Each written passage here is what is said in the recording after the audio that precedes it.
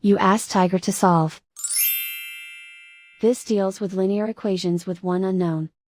The final result is z equals 16/7. Let's solve it step by step. Simplify the expression. Expand the parentheses. Simplify the arithmetic. Group like terms. Multiply the coefficients. Group all z terms on the left side of the equation. Add z to both sides. Group like terms. Simplify the arithmetic.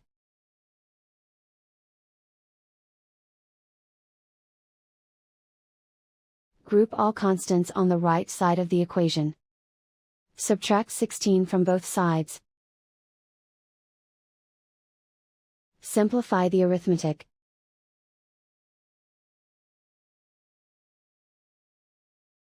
Isolate the z. Divide both sides by -7. Cancel out the negatives. Simplify the fraction. Cancel out the negatives. And so the final result is z equals 16/7.